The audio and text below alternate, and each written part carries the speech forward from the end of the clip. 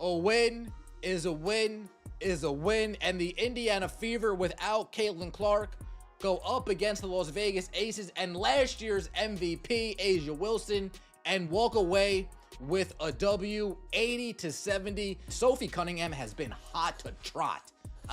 Sophie Cunningham has been on fire. What if Angel Wilson's powerhouse Las Vegas Aces fall to the Indiana Fever without Caitlin Clark on the floor? This would shatter everything you thought you knew about both teams. While Clark was sidelined with an injury, frustration building. From the bench, her teammates stepped up and delivered a stunning performance. Kelsey Mitchell dropped 21 crucial points. While Sophie Cunningham didn't just play, she owned the spotlight, quickly becoming the league's most talked about and arguably most attractive player. This wasn't just a win, it was a statement. One. That left the entire WNBA stunned. So how exactly did the Fever pull off this shocking upset? And what did Sophie do during the game that now has fans demanding a replay? If you're fired up, hit the comments and sound off. And yes, run it back. 4. Sophie. Let's go. Back in the W chat. Oh, that was a gut check win right there. Oh, nothing in the chat. Yes, it's Asha Howard. Yeah, bow, bow, bow. Right. That was a fun one. My gosh, and these jerseys are swaggy. Picture this. Your star player is sidelined in street clothes with a groin injury, and your team is coming off back-to-back losses to the New York Liberty. That was the reality for the Indiana Fever as they returned to Gainbridge Fieldhouse on July 24th. The weight of those defeats hung in the air like a storm cloud, and one question echoed through the arena without Caitlin Clark. Who were the Indiana Fever? Obviously, there's no timeline for Caitlin, but what has she been able to do this last week? Is it mostly just rehab recovery, or has she been able to do any kinds of practice? Yeah, no, I mean, we haven't really practiced since the couple days before All-Star break. So mostly rehab, shooting, and she's been with our athletic training team, and we've been preparing everybody else. The Fever's 12-12 record only told part of the story. Doubts about their playoff chances had turned into something deeper. All season long, critics were writing them off. Social media was relentless.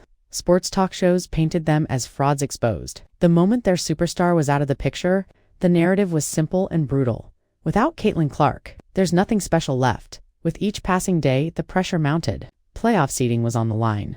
Every game mattered now, standing in their way. Angel Wilson and the Las Vegas Aces, reigning champions, with a killer instinct for finishing off wounded opponents. They came into Indianapolis with a 12-11 record, but the swagger of a team that knew how to smell blood in the water. Steph, Caitlin presents a challenge in itself for any opponent, but when she doesn't play, how is your team different? I think our ball moves differently. What we run is different. She has such gravity, and her ability, not just to be at the top of the scouting report, but her ability to make everybody better with the ball in her hands. So some of the things that we run are different when she's on the floor than when she's not. We run some more off-ball stuff, a lot less on-ball actions. No one felt the weight of the moment more than Coach Stephanie White. She understood that this game would be a defining test of her team's identity. Were they just another team that crumbled without their star, or were they true contenders? Who could go toe-to-toe with the league's best? As doubt crept into everyone's minds, White knew she had to deliver the message that would cut through the noise. Words that would remind her players exactly who they were. Yeah, it's definitely a relief to know that there's nothing else going on, and no more damage. Now it's just being patient with the process. You can't have 5-minute lapses against great teams. They make you pay, and they bury you in those moments. I think we've seen, throughout the course of the season, where we've been really good for long stretches, and where we've weathered the ups and downs of a game, and we've got to be able to do that from a neutral mindset. We can't get into the playing conservative. The Aces came in with confidence, maybe even a little arrogance. You could see it in their body language during warm-ups. With Caitlin Clark sidelined, Angel Wilson and her Olympic teammates had likely circled this game on their calendar. This was their chance to confirm what critics had been saying all along, that the Fever were just a one-woman act pretending to be a real contender for Wilson.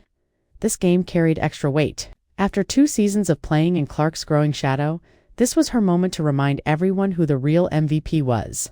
The Aces saw this as their statement game, a chance to show that championships matter more than headlines. But this is where the story takes a stunning twist. Sometimes, the best thing that can happen to a team is being completely counted out.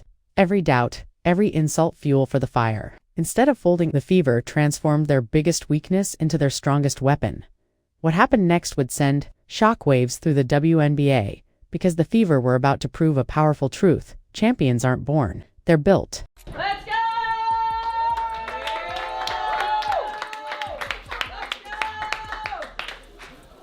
Okay, when we answered runs today, y'all, we had one another's back today, y'all. In the moments where it seemed like they could have made a little bit of a comeback, we stopped that. Yeah, we sure did. Now we have to be able to continue to stack that, maintain that consistency right there. I'm so proud of you guys. So proud of you guys. That was a hard-fought win. You earned it. One, two, three, together. Sometimes, it's the quietest player who rises to become the hero no one saw coming.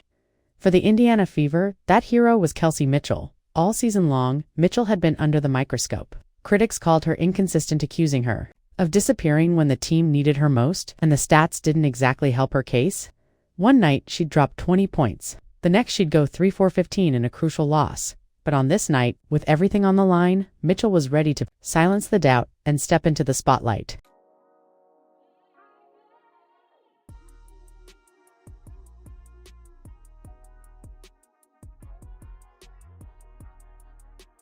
At the start of the matchup against the Aces, every doubt surrounding Kelsey Mitchell seemed painfully justified. She looked completely out of sync, missing her first several shots. With each misfire, the frustration was written all over her face. The crowd at Gainbridge Fieldhouse grew uneasy, sensing the offense was unraveling without Caitlin Clark's playmaking magic. Mitchell felt the weight of every miss. The pressure mounted with each shot that clanged off the rim. By the end of 3 quarters, she was just 4-4-19 from the field, a stat line that usually earns a seat on the bench in crunch time. But Coach Stephanie White had something else in mind. She wasn't ready to give up on her guard. Not tonight. Austin, handoff, Cunningham too strong. Mitchell able to save the day. And it's Mitchell going right to the rim. Beats the shot clock and lays it in. Mitchell to the rescue. Sessions very disruptive, causing all kinds of havoc, late shot clock situations. And then Kelsey Mitchell. During a timeout, Coach Stephanie White pulled Kelsey Mitchell aside and delivered the message that changed everything. Asterisk, let it go. It'll fall. Simple words, but exactly what Mitchell needed to hear. White also urged her to stay composed. When driving to the basket, to slow down just enough to make smarter reads and better decisions. It wasn't just the coach who stepped up, her teammates did too. They started creating better opportunities for her, setting harder screens, finding her in more favorable spots on the floor. They gave her the space and the trust she needed to find her rhythm again.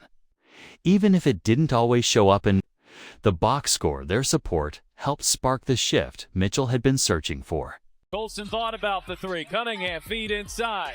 Boston spinning, turning, ducking, finding Mitchell, who splashes home a three.